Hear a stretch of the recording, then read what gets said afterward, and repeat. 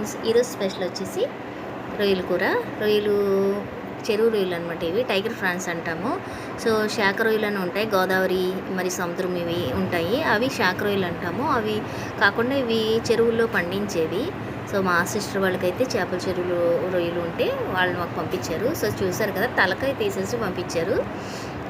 ఆ తల భాగం తీసేసి ఇచ్చినవి నేను చేసేసి మనం ఉప్పు పసుపు వేసి నీట్గా క్లీన్ చేసుకుని కూర చేసుకోవడమే. సో పెద్ద నీసువాసన అయితే ఏమీ ఉండదు.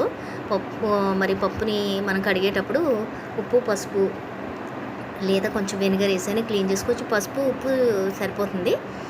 వాటితో ఒకసారి బాగా మెదిపేసుకొని చేసుకుంటే సరిపోతుంది క్లీన్ చేసుకుంటే. సో తీయడం కూడా నేను వీడియో ఎందుకు తీసానంటే, మా బాబు అసలు ఎలా క్లీన్ చేస్తావు ఏంటి, అవి ఎంత అలా ఎట్లా అవుతుంది అదంతా అడిగాడు అనమాట. సో జస్ట్ దానికోసం తీసాను. సో వీడియోకి కూడా యూజ్ అవుతుందని చెప్పి ఈ విధంగా వీడియో అయితే తీసాను. లాస్ట్ వరకు కర్రీ అయితే చూడండి ఫ్రెండ్స్.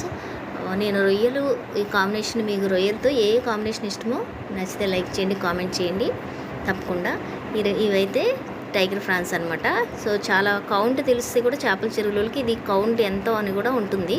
సో కౌంట్ని బట్టి కూడా వాళ్ళ రొయ్య సైజుని బట్టి కూడా కౌంట్ కోసం చెప్పగలుగుతారు. సో ఇవి రొయ్యల చెరువు పడుతున్నప్పుడు మాకు పంపించారనమాట మా సిస్టరు. అవి తోక దగ్గర తీస్తున్నప్పుడే ఆ మధ్యలో ఉండే పేగు భాగం అనేది వచ్చేస్తుంది క్లీన్ చేస్తున్నప్పుడే. సో ప్రత్యేకించి మామూలు రొయ్యలకైతే మనం ఇలాగా వెన్ను దగ్గర తీస్తుంటాం, అది పేగు లాగా ఉంటుంది. సో అది క్లీన్ చేయకపోతే చిరగా ఉంటుంది. సో అది మస్ట్గా క్లీన్ చేయాలి అంటారు. అదైతే క్లీన్ చేయవసరం లేకుండా తోక తీస్తున్నప్పుడే దాంతోపాటు వచ్చేస్తున్నాడు ఈ పెద్ద రొయ్యలు కాబట్టి. సో నేనైతే రొయ్యలు విత్ ములంకాడ విత్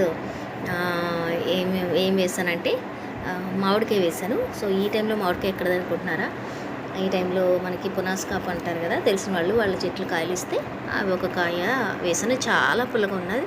సో రొయ్యలు మామిడికాయ పులంకాడ ఇంకా చాలా బాగా వచ్చింది కూర అయితే. సో మీకైతే నచ్చితే లైక్ చేయండి తప్పకుండా. రెసిపీ మొత్తం చూడండి, నేను రెసిపీ మొత్తం ఛానల్లో పోస్ట్ చేస్తున్నాను. ఫుల్ వీడియో మొత్తం చూసి లైక్ చేయండి, సబ్స్క్రైబ్ చేసుకోండి. సో వంటలోకి అయితే వెళ్ళిపోదాం ఫ్రెండ్స్. ఎంతో టేస్టీ అయినా మరి రొయ్యల కూరని ఎలా తయారు చేసుకోవాలో ముందైతే వీడియోలోకి వెళ్ళిపోదాం.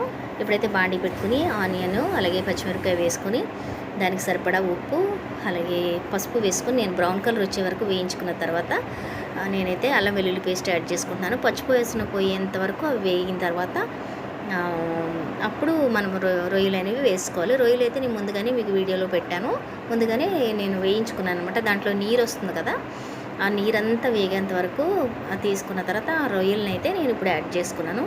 అల్లం వెల్లుల్లి వేసుకున్న తర్వాత పచ్చివాసన పోయేంత వరకు అల్లం వెల్లుల్లి పేస్ట్ వేయించుకుని ఆ తర్వాత అయితే మన రొయ్యలని అయితే యాడ్ చేసుకుని ఇలాగా మగ్గించుకోవాలి కూరలో. సో ముందు ఇందులోనే డైరెక్ట్గా రొయ్యలు వేస్తే ఏమవుతుందంటే నీరు వచ్చేస్తుంది, కూర అంత టేస్టీగా ఉండదు. సో పక్కన మనం రొయ్యలని అయితే ముందుగా అలాగ వేయించుకొని పెట్టుకుంటే కూర బాగుంటుంది. సో నేను వీడియోలో అయితే మీకు నెక్స్ట్ కూడా ఆ రొయ్యలు వేయించింది కూడా నేను మీకు పోస్ట్ చేశాను, చూడండి ఒకసారి. ఇలా మగ్గిన తర్వాత మనమైతే కారం పచ్చివాసన పోయేంత వరకు వేయించుకోవాలి. అలాగే నేను కొంచెం గరం మసాలా ఇంట్లో పట్టిందే నేను అయితే వాడతాను ఏదైనా సరే. సో చూడండి ఫ్రెండ్స్, ఇలా అయితే నేను రొయ్యలను అయితే వేయించుకున్నాను. ఈ విధంగా మనం రొయ్యల్లో నీరంతా పోయేంత వరకు డ్రై చేసుకుని మనము ఒక బాండీలో పెట్టి సేమ్ అవసరం లేదు ఆయిల్ కూడా అలా వేయించుకోవాలి. సో ఈ విధంగా అయితే మగ్గిన కూరలోకి రొయ్యలు అయితే మనకి కారం అదంతా పట్టి ఆ విధంగా డ్రైగా అయినప్పుడు నేను చెప్పాను కదా వీడియోలో ముందుగానే మామిడికాయ పచ్చడి చేశానని చెప్పి మామిడికాయలు అయితే యాడ్ చేశాను. మామిడి ముక్కలు అలాగే ఎల్లో కలర్ అనుకుంటారేమో కానీ పచ్చిదే అది, కానీ చాలా పుల్లకాయ అనమాట. సో చాలా టేస్ట్ ఉంది. టమాటా కూడా యాడ్ చేసుకున్నాను.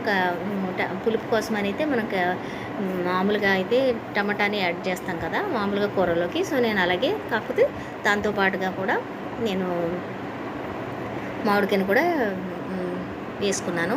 సో మామిడికాయ పచ్చడి అనమాట ఈరోజు కూర అయితే. చాలా అంటే చాలా టేస్టీ బాగుంటుంది. మీరు కూడా ఈసారి రొయ్యలు ఈ విధంగా ట్రై చేయండి. పులుపు బాగా ఉండాలి రొయ్యల కూరలోకి అయితే. మనకి ఏదైనా దానికి తగ్గ కాంబినేషన్లో వండినప్పుడే కూర అనేది చాలా టేస్టీగా ఉంటుంది. లాస్ట్లో అయితే చూసారు కదా, కొత్తిమీరతో మనం లాస్ట్లో గార్నిష్ చేసుకోవడమే. కొత్తిమీర వేసిన తర్వాత నేను మీకు వీడియో అయితే చూపిస్తున్నాను. సో రొయ్యలు అయితే అయిపోయింది కూర. ఈ విధంగా జస్ట్ ఒక టచ్ అప్ కింద మీకు వీడియో కింద ఇచ్చాను అనమాట. సో లైక్ చేయండి, కామెంట్ చేయండి. Thank you for watching friends.